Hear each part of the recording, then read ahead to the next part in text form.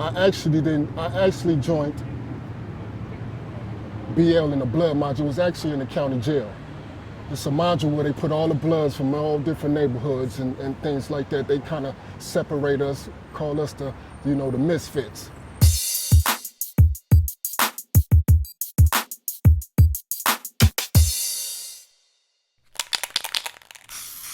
Once I seen the power and the structure and the movement, I was like, it reminded me, I'm gonna put it like this. It reminded me of the Huey P. Newton movement. You know, everybody was structured and everybody was smart and intelligent and you know what I mean? They knew a lot. So I said, that's what I wanted to be a part of. It wasn't about, leaving my neighborhood, because what a lot of people don't understand is you always gonna be from the neighborhood. Now, when you join BL or UBN, now isn't your loyalties though to a higher level of structure that comes before Brim now? Isn't that true? And that's why some people find a little issue with that? Well, you know what? I think people that have an issue with it is somebody that already had an issue with it. And somebody that's not cut can't tell you about being cut because they don't know. And they don't know the guidelines, they don't know the Constitution, they don't know nothing. So they just speaking off what they hear or somebody else tell them and things like that. But back to the question, as far as loyalty, I think it made me a better person as far as understanding and how I go about things as far as dealing with the neighborhood. You know what I mean? As far as these young dudes and things like that. So I think it just made me a better man and a better Brent member to deal with niggas in my neighborhood. My loyalty is always with Brent.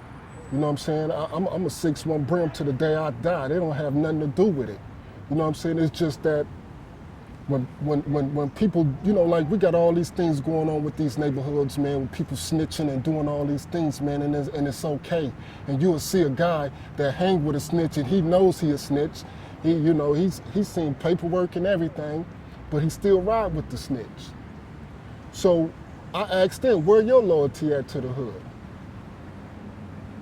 If you my homie and you love me like a homie, none of that shit is going to matter. But if you're a person that's been taught to hate another dude because he does something that he's believe in and things like that, then I think that's shame on you. You know what I'm saying? And if these guys that write no cuts on the wall, 9 times out of 10, a lot of them don't even know what they're writing. They've been taught that from someone that might have had an incident with a guy that was cut. So now they don't know anybody that's cut. And you can't do that. Blood's been shooting bloods for years now. And it ain't had shit to do with no being cut. Niggas get shot because they fucking another homeboy girlfriend. And he'll go shoot him. What that got to do with being cut? Or they might have a head up fade and the homie got the best of him. And he'll turn around and go stab him or shoot him, whatever. I didn't see that. It's been happening in my neighborhoods. Now, people who say that, people being killed by people who's been cut, you never know the whole full story of that issue anyway, because 9 times out of 10, by the time the story gets to us, it done been through all kind of loops. I feel like a lot of hood is teaching hate, and nobody is teaching togetherness, no matter where homie is from. That I've heard that there's also tension between members of BL and UBN that spills into the streets. What's understood don't need to be discussed. Fair enough. Paperwork means it's just I can't get into details, but it's just loyalty. It's just making sure that you're going to be loyal. You know what I'm saying? Just like if you was an NBA player and they wanted you to play for this team for a certain amount of years, they're going to give you a contract. It's things that you have to abide by and follow the rules and things like that. It's just like the Army. When you go in there, you got a contract to protect and serve the country and fight these wars. It's the same thing. They just making sure that you're not getting in and taking information and going somewhere else with, like a spy. You know what I'm saying? So I was comfortable with it. I felt it was on a higher level, to tell you the truth. I ain't never heard no nigga say, they tricked me into doing this, because it's not that kind of party. So I'm gonna answer this question like this. If a motherfucker slide me something under the door and I don't have no idea what it is, I don't know this dude, he just sliding me something under the door, my first reaction is I'm gonna kick that motherfucker back up under the door. So a lot of these dudes is just telling lies. They know what they was getting themselves into when they did it. And if he did slide it up under the door in a magazine, it wasn't because he was tricking, it was because so the police couldn't see it. Now, if you do read the Constitution, though, then you do have to become part of it, right? Can you read it and say, "Oh no, that's okay, I don't want to"? No, that's not going to happen. Yeah. No. Once you make a decision to do that, then you made a decision to do that, and they're not going to hand you anything until you said, "Okay, I want to do this." So you're saying that everybody who opens that envelope up to read it already knows what they're pulling out before they pull it out? Yeah, because they already went through the pregame show already. They already went through the pregame show. They was already talked to and had a conversation with another person that was cut about it. So they already had a conversation, so they knew what was going to happen and what day it was going to happen on and when you was going to get it. See, a lot of people don't understand. These dudes, created a movement to help the Bloods in prison because prison was, the Bloods was outnumbered. So they did that to help the Bloods in prison fight against the Crips. You know what I'm saying? No matter where you was from, like I said, they go get the best individuals from in prison, from every neighborhood and say, man, this is what we doing to help the Blood community because we short.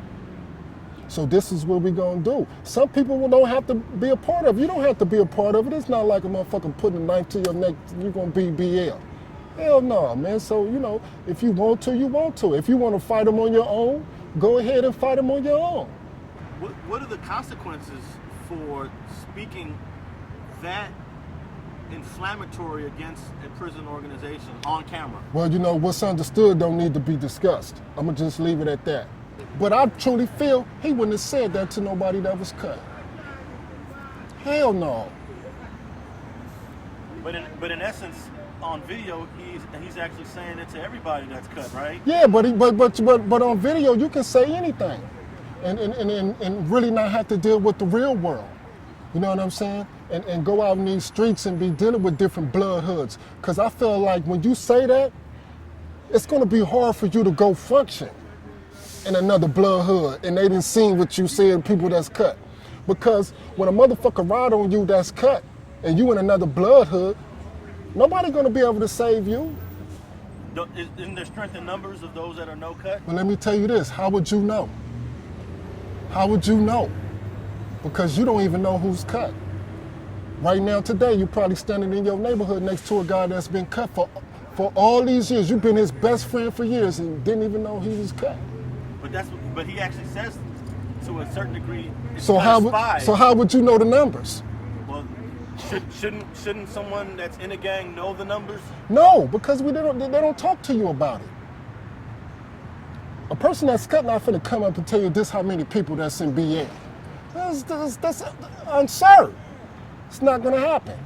So to a certain degree, what Big Stretch says that about kind of it's like it's some spy shit. You could have dudes that are cut within your own circle and not even know. Exactly.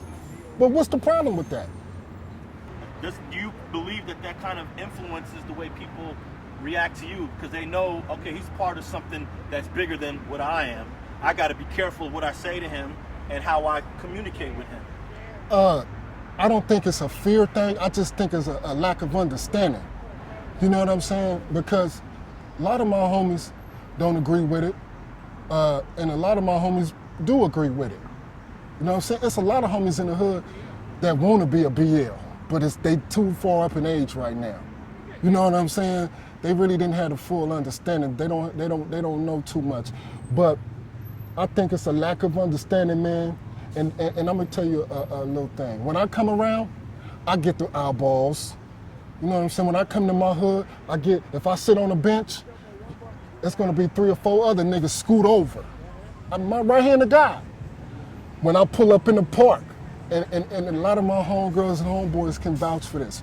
If they see my car pull up in the park, a lot of motherfuckers gonna get up and walk away. A lot of niggas hate power when they ain't in a position to be in power. You know what I'm saying? A lot of dudes hate power, and I don't see nothing wrong with having power. What compelled you to really want to address this issue? Because I'm thinking to myself, all these BL dudes, they're just gonna ignore Stretch.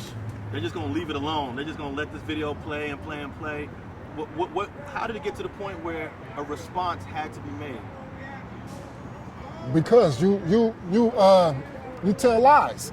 Basically, your whole interview was a lie. To me, I just think the whole interview was bullshit. It was, and a lot of people agree with me. You know what I'm saying? And I'm gonna put it like this, man. It would have been sooner or later if it wasn't me. Somebody else would have said something. 9 times out of 10, niggas that you thought was your homies, was your close dogs that's cut, they gonna be the ones that's gonna do you. It ain't gonna be the nigga that you get into a problem with or a beef with or the one that you was already dumping on. It's gonna be the nigga that's closest to you because he can get up on you. You learn a lot about the female gender, being locked up around nothing but females. But that's where scrap comes from.